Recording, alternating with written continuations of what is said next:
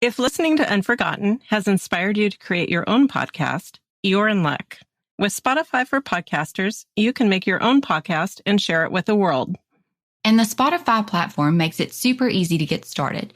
With Spotify for Podcasters, you can record and edit podcasts right from your phone or computer. So no matter where you are when an idea hits, you're ready to start recording. Spotify for Podcasters makes it easy to distribute your podcast to Spotify and everywhere else podcasts are heard.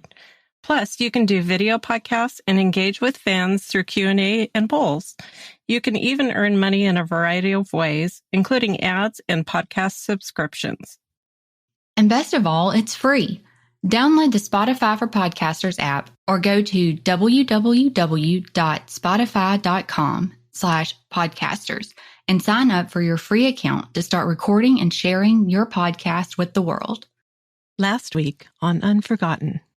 In the depths of a chilling March night at Redstone Arsenal, Army Specialist Chad Langford was found bound, gagged, and fatally shot near his patrol. My name's Michael Fleming. I'm a private investigator in the state of Alabama, and I am the quiet half of Secrets True Crime. Chad basically joined the Army right out of high school, grew up in Northern California, joined the Army to be a military police officer. They referred to Chad as a hard charger. I call somebody a hard charger. They are someone that I can depend on. When he finished his tour in Korea, he got orders back to Alabama to Redstone Arsenal. Chad had told them before he joined the Army, he was in a gang in California. Says he totally changed his crowd of friends. I heard he had a lot of enemies there when he died. Is it possible that he could have gotten himself in trouble and this was the way he was getting somewhere along this path after he got back to Alabama, something just really kind of shifted him off course, it sounds like. I would say something happened in January or February that he was acting out.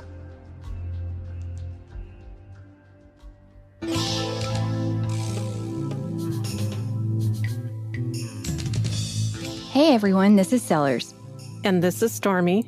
And this is Unforgotten, where each episode will highlight unsolved missing, murdered, and suspicious death cases in Alabama in order to raise awareness and hopefully obtain some answers for victims and their families.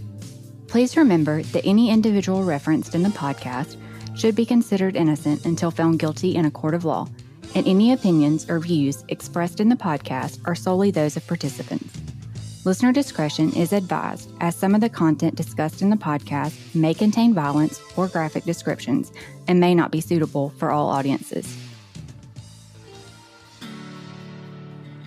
Be sure to join our Unforgotten Patreon channel today to gain exclusive benefits, including early access to ad-free episodes and bonus content. By subscribing, you'll also be supporting the efforts of ALCCA in assisting families and raising awareness for Alabama cold cases.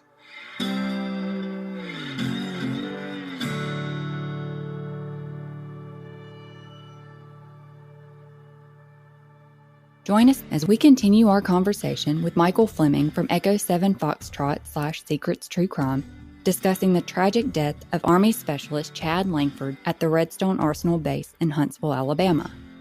If you haven't listened to the previous episode, we recommend doing so, as we delved into Chad's background, his military history, the noticeable changes in his behavior reported by friends and family, and recent events that may have triggered those changes. It will provide valuable context for our discussion. And now for Specialist Chad Langford, Part 2.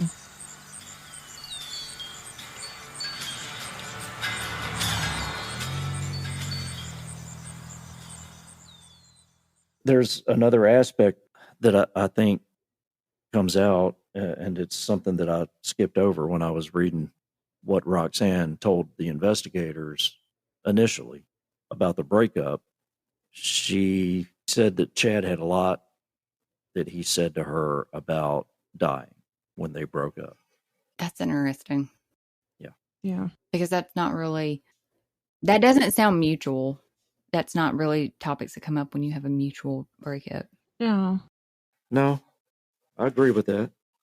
There were some other people that were interviewed that had similar stories about Chad talking about, he felt like something was going to happen. He was going to get killed.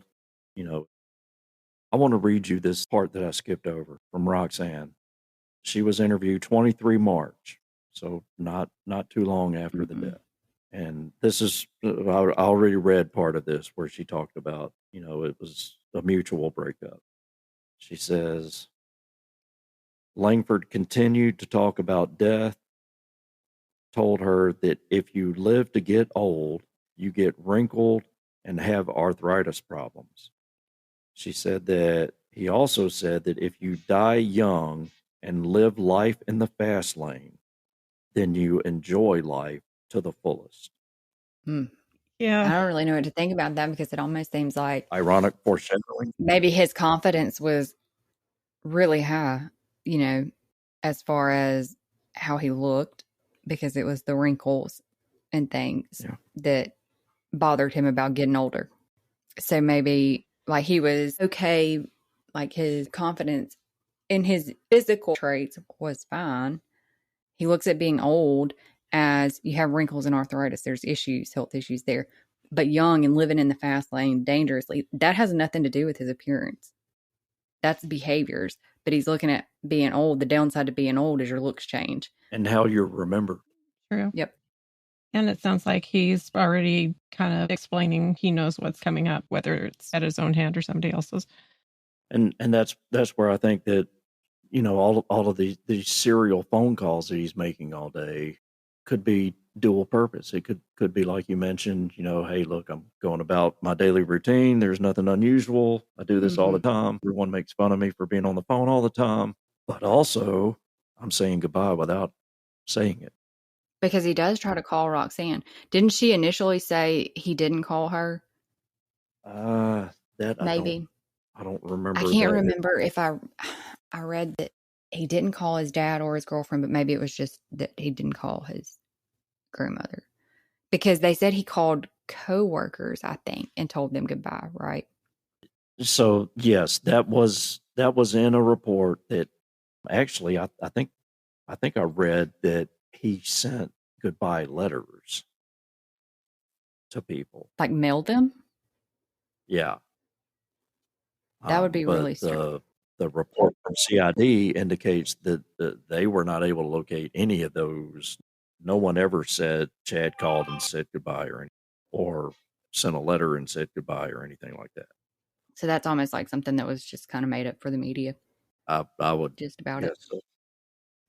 Or maybe that, I think his dad was one of the ones that said that, but maybe that's what he had been told.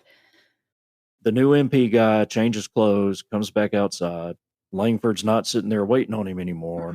So the new guy walks down the hill to the MP station, does a few things.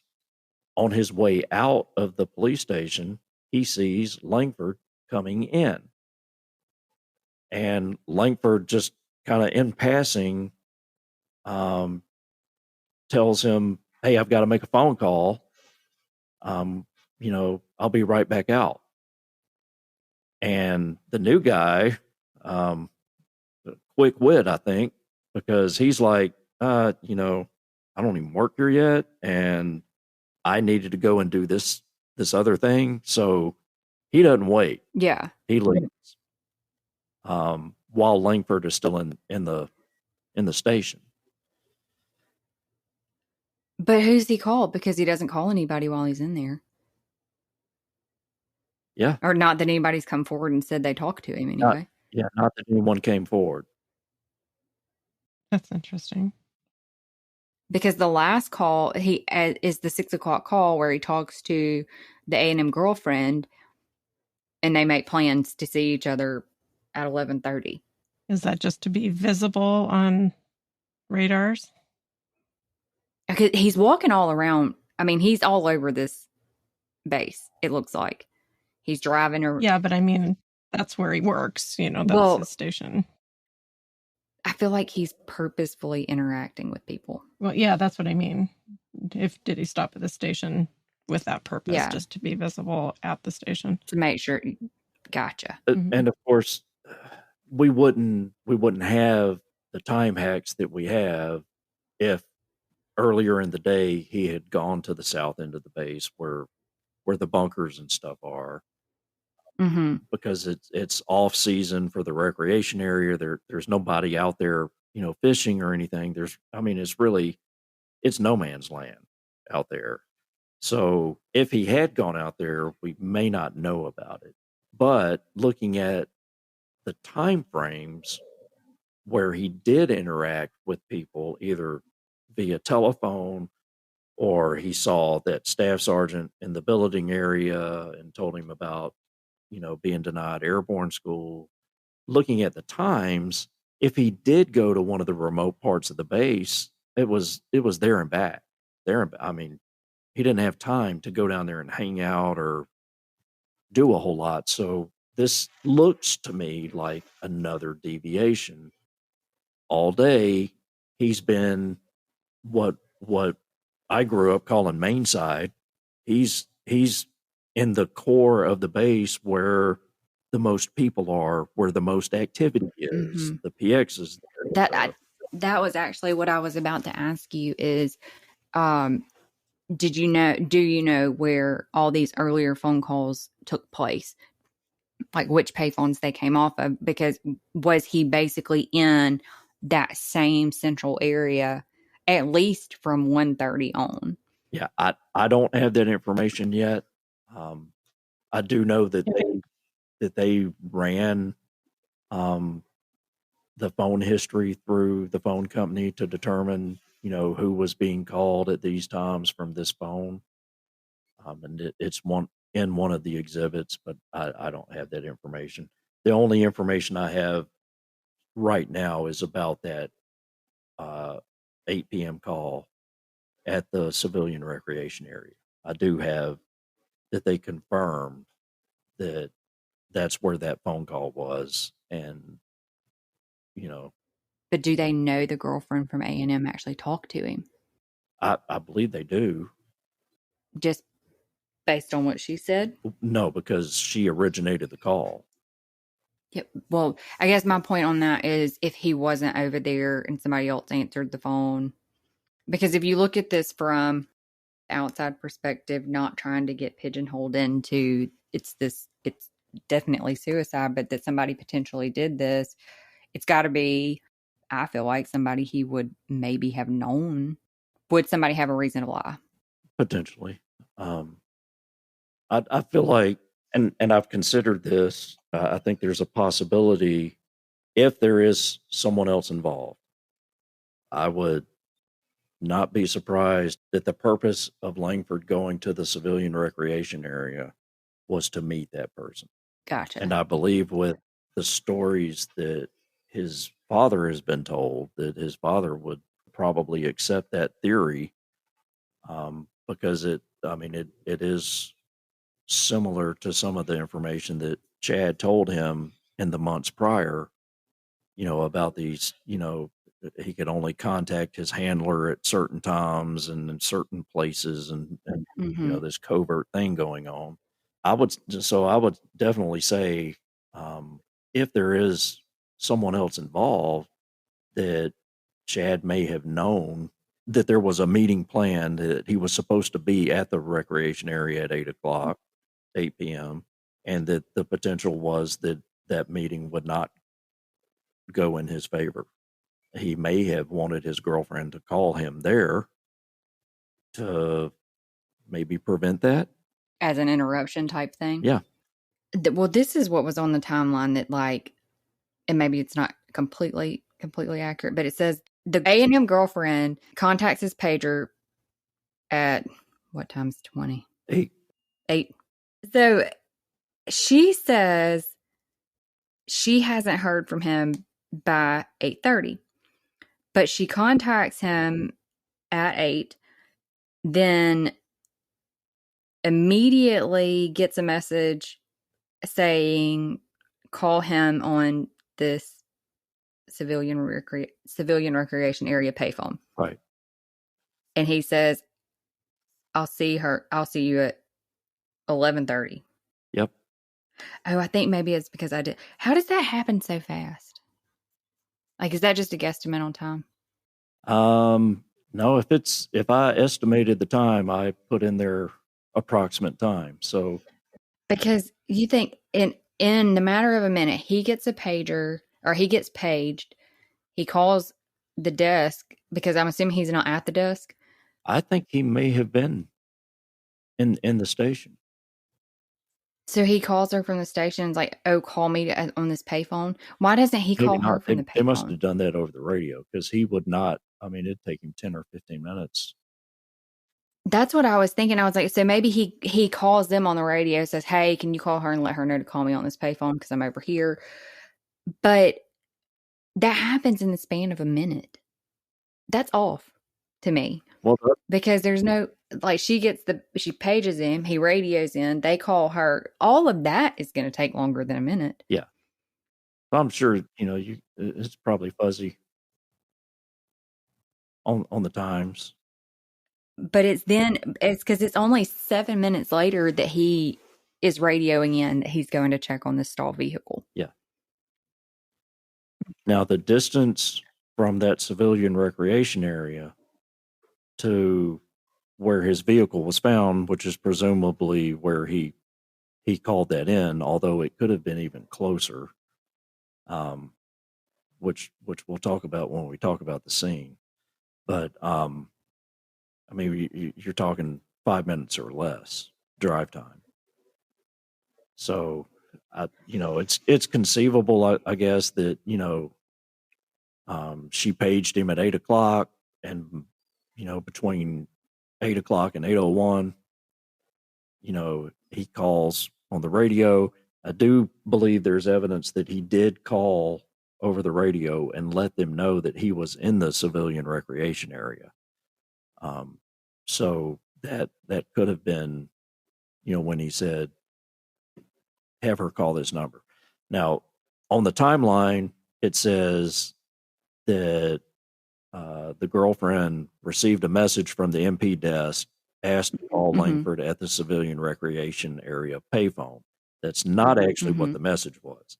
The message was the MP desk called her and said, call Langford at the following phone number. The investigation revealed that phone number is the payphone at the civilian recreation area. So she calls him, which is weird. Why? Because if he's over there, why doesn't he just call her when he gets the page? Yeah. I mean, the only plausible explanation I have for that is he had made so many payphone calls earlier that day that he didn't have any more quarters. He didn't have any money. Yeah. But you can call collect. Yeah. And the guy that's, a single guy that's, got 4 or 5 women on the hook and a date with 2 of them in a few minutes. Yeah. Probably ought to plan ahead and have a pocket full of quarters.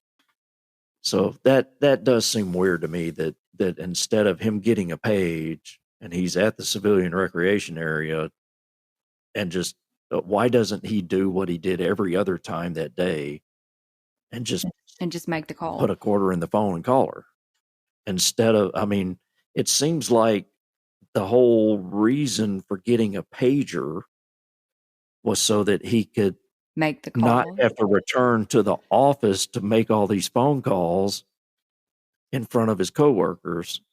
Once he had the pager, right, he could be more secret. He could be on patrol and, somebody paged me.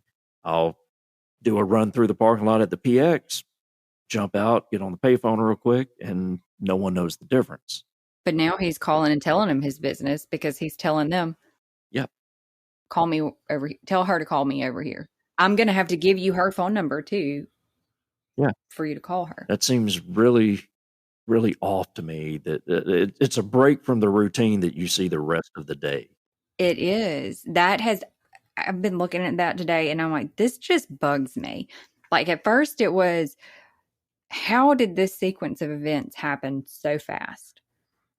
And and now, especially knowing that the car was 5 minutes away, I'm like, okay, really?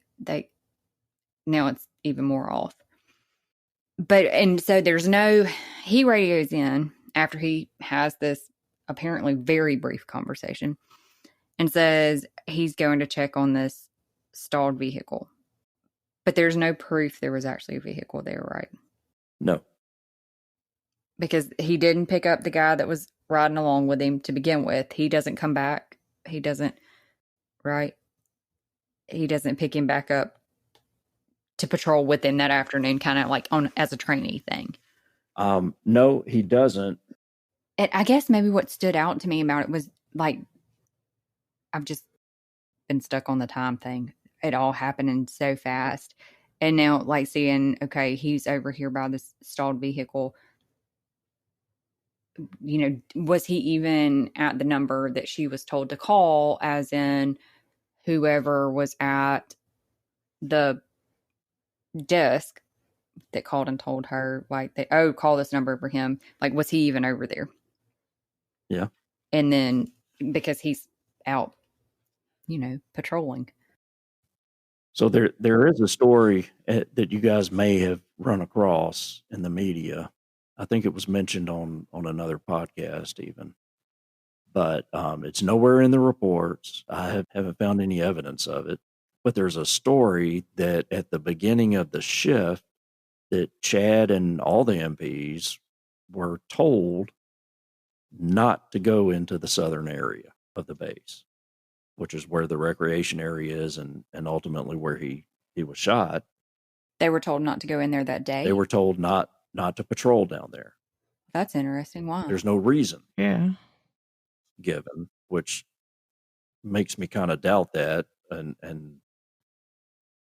I mean, the only time I'm familiar with anyone being told not to patrol in a certain area was,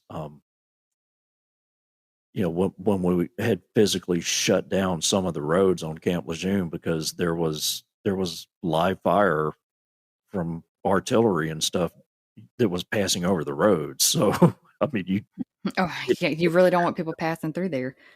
Yeah. Any other time, I cannot remember one instance of even hearing about MPs being told you don't patrol somewhere. You don't patrol over here. So it was like a permanent don't patrol over here, not just like a don't patrol here today. The way I read it, it was for that night. It was that shift. Like that's weird. You know, they're having their little powwow before everyone goes out and does their thing for the shift, and the desk sergeant or whoever is like, up, and we have a special order for tonight. Do not patrol the southern area of the base. Like I said, it's not in the reports. I can't verify it. And the southern area you're saying is where that recreation area was and where this allegedly stalled vehicle was? Yes. Yep. That's interesting. That is very interesting. So he radios in. So in this very quick 8 o'clock phone call, I had to think about it again. 8:07, he radios in. He's checking on this stalled vehicle. Yeah. Just, I mean, a few minutes later, less than 5. Are they trying to, or we're assuming that's estimated. Are they like, why is it like all hands on deck, nobody's answering? Are they radioing him? Is that how it normally happens? Would it be that quick? I would say that's pretty fair estimation, and I actually think that this is one part of the Unsolved Mystery show from 1993 that I think they probably got this right. So Langford radios the desk that he's checking on a stalled vehicle, but that's all he told them. And protocol, even today, is you make a traffic stop, you call in location, tag number, vehicle description, number of occupants. He didn't say any of that. He just said, I'm checking on a stalled vehicle. And he didn't say abandoned vehicle. Right. And that was it. So that's why they kept saying, send your 28? Yeah. Send your location. Okay. That makes more sense. And I mean, and you know, it's probably a more relaxed environment than, you know, Montgomery Police Department or a sheriff's department is, you know, but I would imagine that at some point, fairly quickly, a minute, 2 minutes, 3 minutes tops, that radio guy was on the radio because he knew that if he didn't document everything he was supposed to document about a traffic stop, that he was going to get in trouble. So he's on the radio at least once trying to raise Langford and get that additional information. As soon as Langford doesn't respond to that, that's weird. And any good dispatcher is going to send backup. Like I mentioned early on in our talk with military police, if the radio guy calls you and you don't answer, that just became the highlight of the week. And anybody that can afford to suddenly make their way there is going to do it. So that's what started that. Now, on the base, there are kind of two entities. So there's the military police guys like Langford, and then there is also a civilian guard force. What is a civilian guard force? I mean, I imagine it is exactly what it sounds like, but what's the difference between the two? They are not. Is that like front gate? Yeah, like a lot of times nowadays, you on base, you'll pull up to the gate, and it's not actually an MP there. It's a security guard, basically. So it's kind of like that. They apparently had a roving patrol as well, and my understanding is the reason for that kind of duality is the high volume of civilian contract employees that work on the base. And I don't know how much better I can explain, why that would be necessary, but it's to me, it's not unheard of. If you've got a lot of government contractors, these are civilians. They have an ID card and, reasonable purpose to be on and off base, maybe even at strange hours. But in a lot of cases, they are leasing large buildings and warehouse space and stuff from the government. So that's kind of a no man's land, I guess. It's still on base. The MP still have jurisdiction, but you may or may not want, an armed active duty police officer patrolling your 60,000 square foot warehouse. I'm speculating here. I don't know why they would. I only encountered that at larger bases, but it was a different. So is this going to be the civilian security force? They're going to be involved with pulling over one of those vehicles, right? Yes. Okay. And so I guess just walk us through he calls us in. They send out this all hands on deck. Somebody's got to find him somewhere because he's not responding. Yes. And so that happened at approximately 8:10 p.m. 2010. About 5 minutes later, at 8:15 p.m., the desk sergeant called in an off-duty military police sergeant because at this point Langford was missing, and this was kind of an all hands on deck thing. So this desk sergeant, he's not going to sit in the station and wait to hear how this goes down. He's the guy in charge. So he called the off-duty guy to come take his spot, basically, like at the desk, so that he could go out to help. Yeah, that's my impression of that. That would make sense. Yeah. And while that sergeant was on the way to the station, he heard on the radio that they had found Langford and Langford had been shot. So instead of going to the MP station like he was supposed to, this sergeant went to the scene. Okay. So now, is that what I think I've gone back and forth like 3 times now. So at around 8:17 p.m., the radio operator left the station as well to go and search. And on the way, It's basically a straight shot, one road from the MP station. The MP station is less than a block off of Patton Road, and Langford was found on Patton Road. I forget how many miles, but it's a straight shot. So the radio operator actually left the station to join the search, and on Patton Road, he stops a vehicle. There was actually two. There was the radio operator, and there was another MP vehicle, like back to back, and they're running lights and siren going down Patton Road.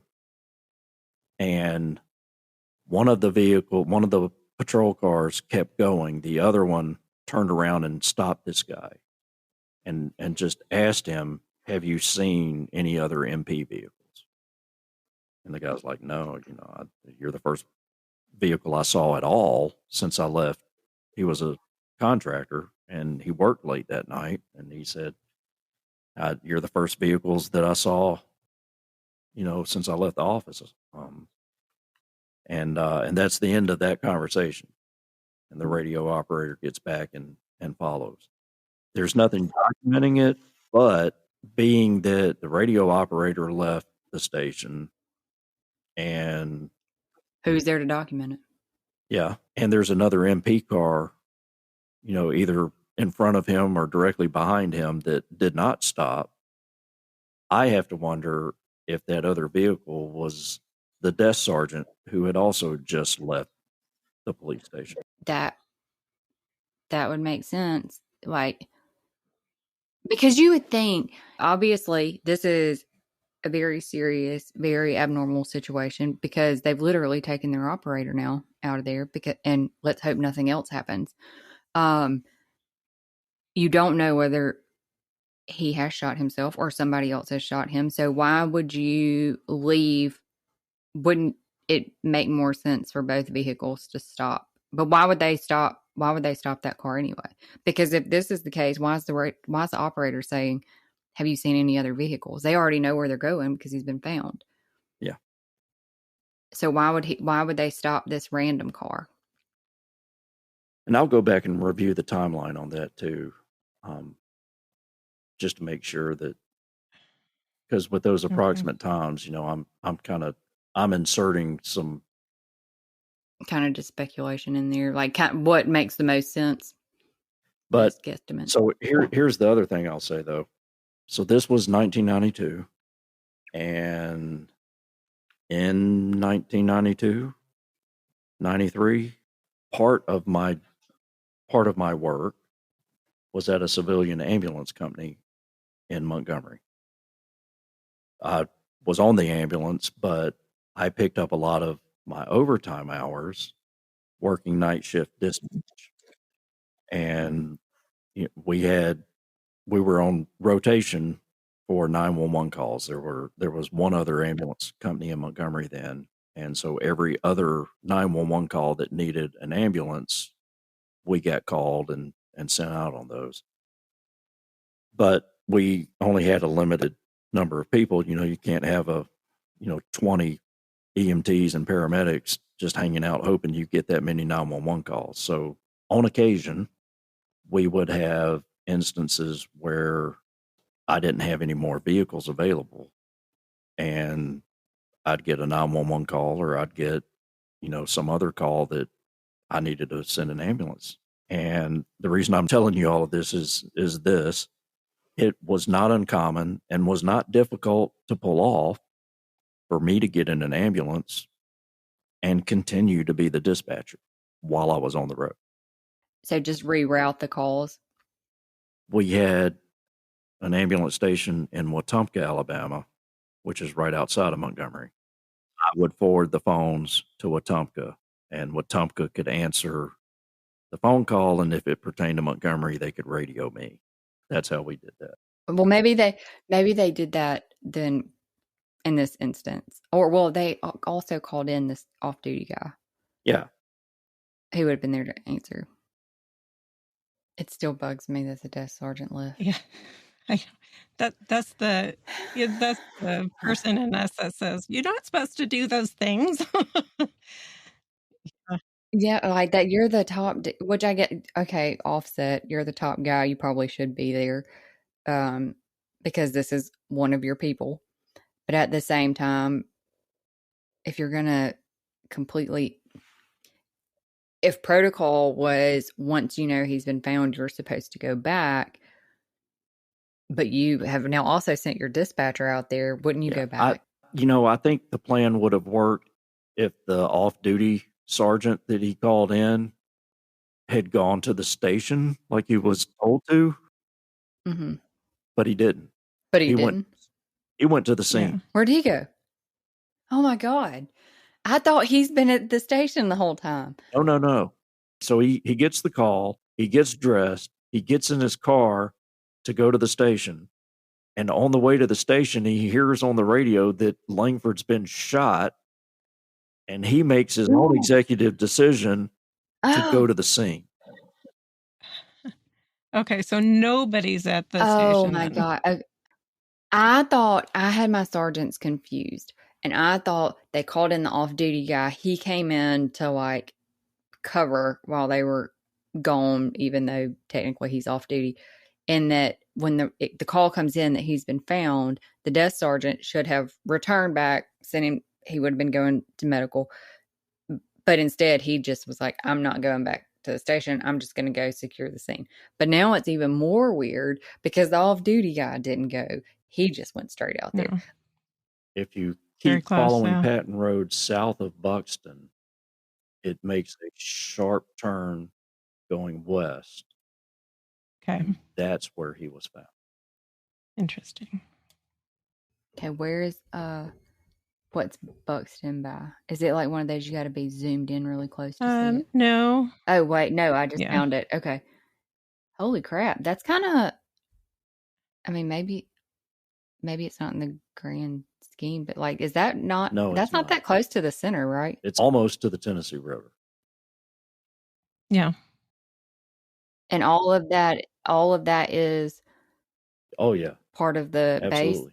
and still is today. Because so you know how building numbers are on base.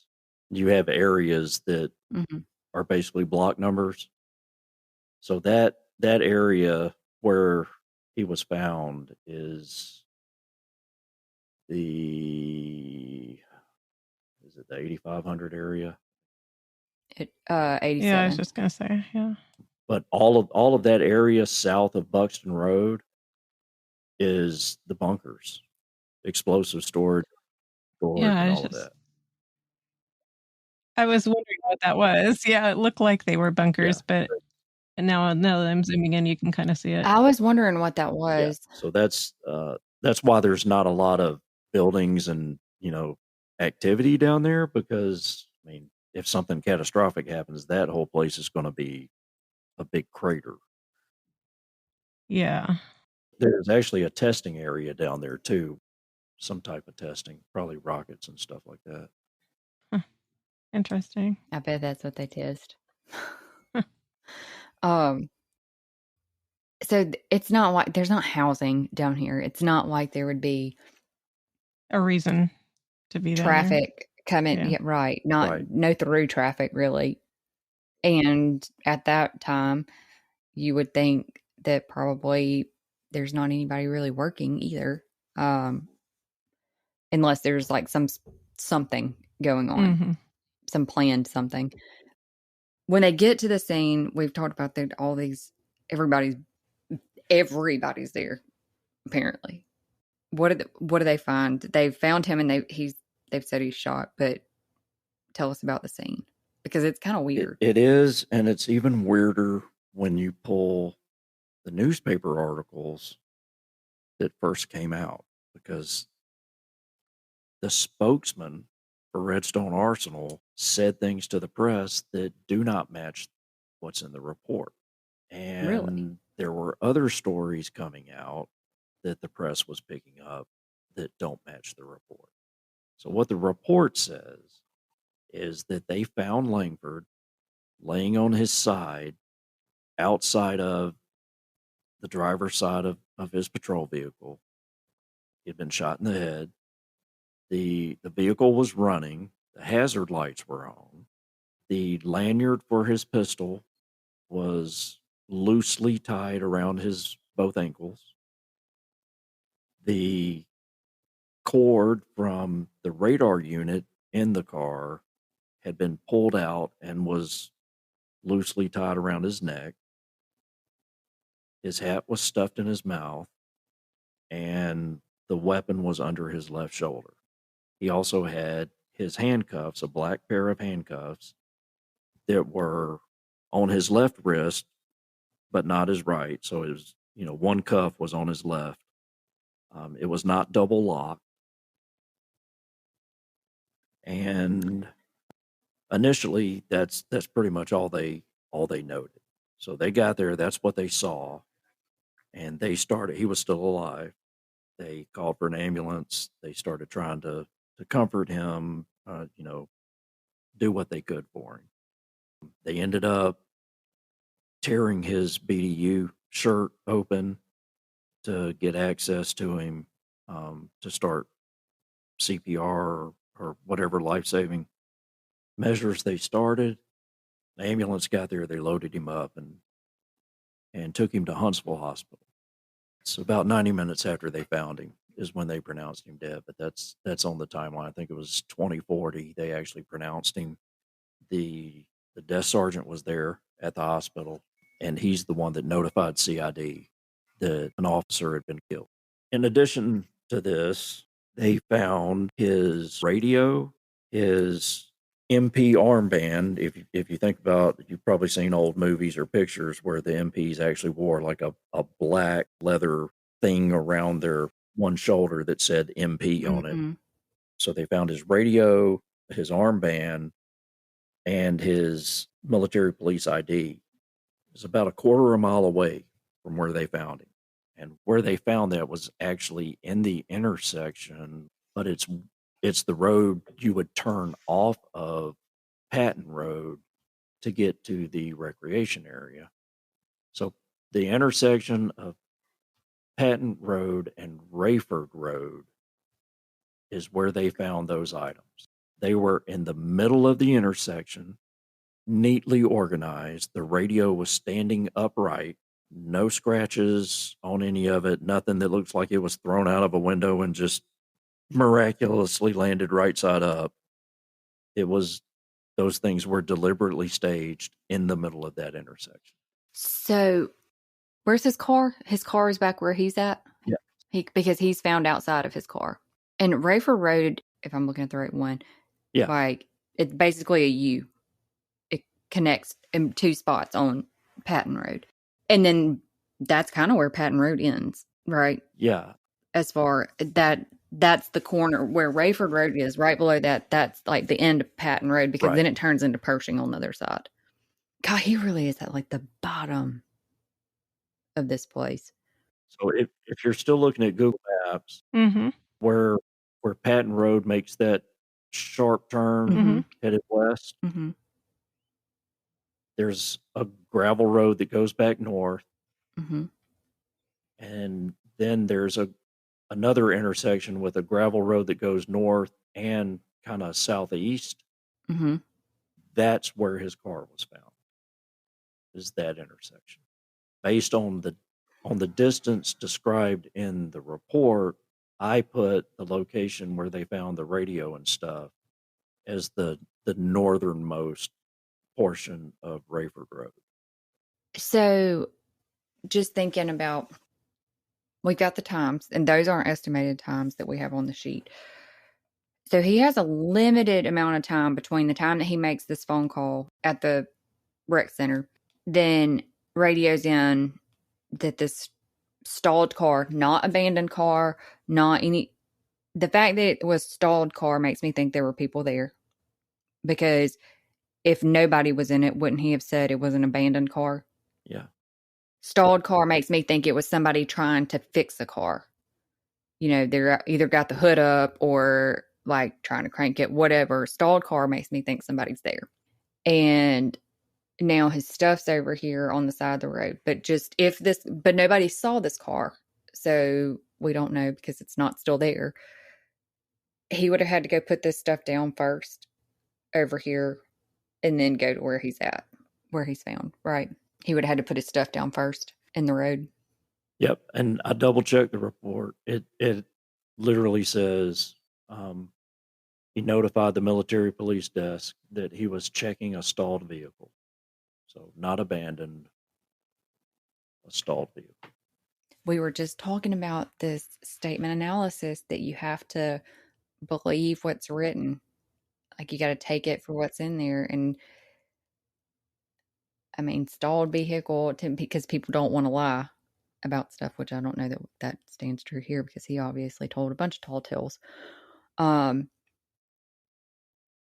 It just makes me think there was a vehicle and there were people there.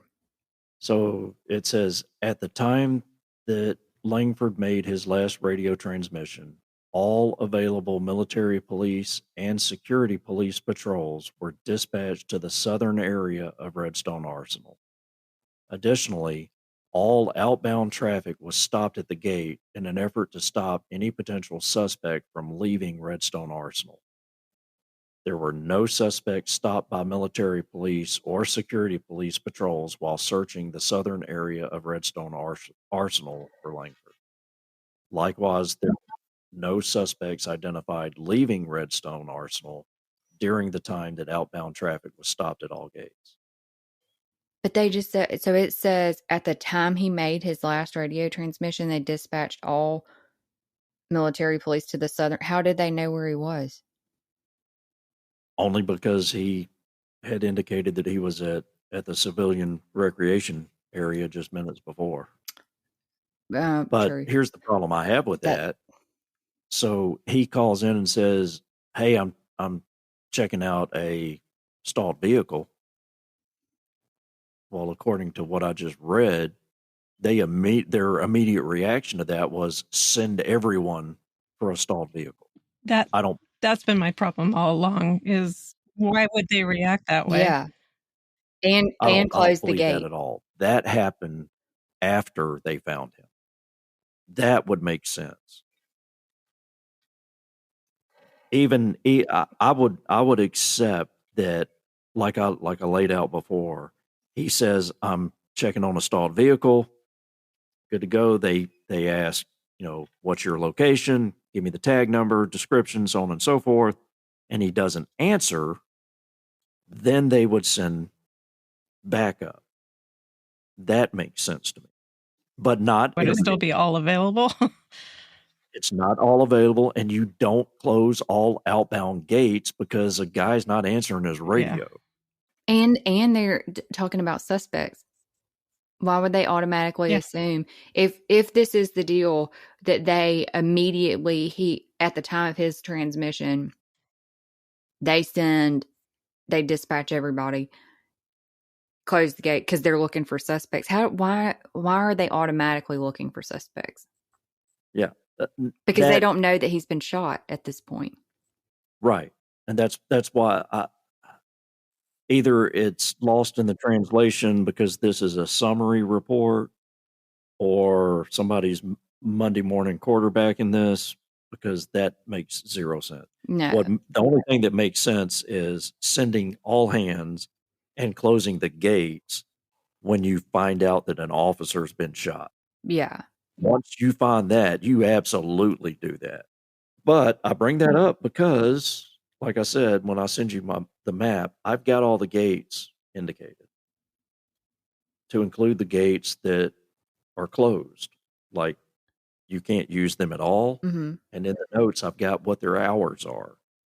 Is there a gate that's not closed?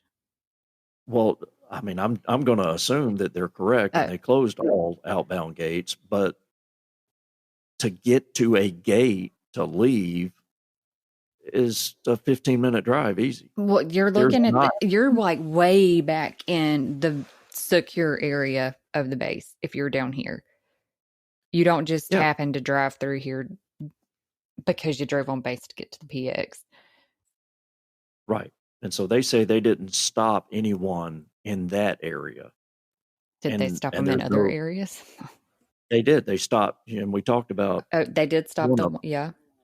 That there were actually 2 vehicles that were stopped while this cluster was going on. The other guy that they stopped, he told them that he was coming back from his job off base. He was military, but he had a second job, and they stopped him just because this was going on. He wasn't speeding or doing anything else. They stop him. What are you doing? I'm coming home from work. And I decided to drive around the base and cool off a little bit before I went home, because before I went to work, me and my wife had an argument. And that was apparently enough for them to determine that they didn't need to detain him right then. But the MP took his ID card and told him, you can come down to the MP station tomorrow morning and get your ID card back. And the idea there was they didn't have time to collect all of his information right there, which I wouldn't necessarily agree with, but whatever. But when he showed up at the station to pick up his military ID the next morning, the desk sergeant would absolutely get his information. Came in the next morning, picked up his ID card. They never wrote down anything about him. Seriously? Had no idea who he was up until the time of the first report. By July 10th of 92, they had no idea who that guy was. Do they know now?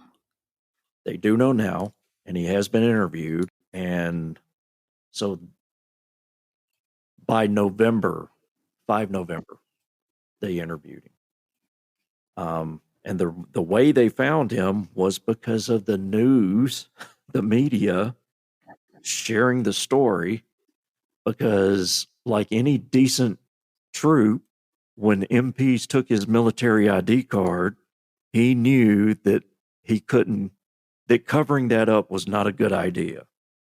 So he drove to his sergeant major's house and told on himself. Told his sergeant major, hey, here's what happened. Told him the same story he told the MPs, and told him, MPs stopped me and they took my ID and I've got to go to the station tomorrow and get it. And his sergeant major's like, all right, thanks for letting me know. Go do it. And in October, November, this sergeant major sees all this stuff in the news about Langford. And he calls the MPs and he's like, hey, I think I know who the guy is you're looking for. And by that time, he had transferred to the base that was my last duty station, Indian Head, Maryland. He was at the EOD school. And they sent a CID agent from Fort Belvoir to Indian Head to interview him, and it all checked out. Next week, please join in with Michael, Sellers, and Stormy for the conclusion of this 3-part episode delving into the puzzling circumstances surrounding Chad Langford's death. If you have any information related to the death of Specialist Langford, please contact Army CID Redstone Arsenal Resident Unit at 256-876-7592 or 256-876-2037. Or you may submit an anonymous tip on the CID's P3 Tips website, which will be linked in the episode description. You can also contact Echo 7 Foxtrot's confidential tip line via phone or text message at 205-282-0740 or by email at tips@echo7foxtrot.com. Since Alabama Cold Case Advocacy's creation, we have dedicated innumerable hours to researching and networking in an effort to provide the largest platform we can to the cases we share. We shoulder all associated expenses with Alabama Cold Case Advocacy out of our own pocket, including the subscription fees for researching and production of the Unforgotten podcast to provide a cost-free avenue for the victims' families of those cases. We hope you will join in our efforts to raise awareness of Alabama's missing and murdered and support these families who have been forced to carry the immeasurable loss of their loved ones and the fight for answers. If you appreciate our mission and you are inspired to make a donation, your extra support will enable the ACCA to continue our research, share the cold cases, and help those families know that they are also unforgotten. Unforgotten is an Alabama cold case advocacy podcast recorded in conjunction with Riverside FM, hosted and distributed by Spotify for podcasters, available on your favorite podcast platform. Intro music for the show was created by Principles of Uncertainty, who also mixed and mastered this episode. Content and production is by Sellers and Stormy. Artwork by Sellers. Credits for music, sound clips, special mentions, and any source referenced in our podcast can be found in each episode's description. We hope you will join us on all the major social media sites and continue to raise awareness of our Alabama cold cases. Until next time, thank you for listening, and remember, justice may be delayed, but the victims and their families remain unforgotten.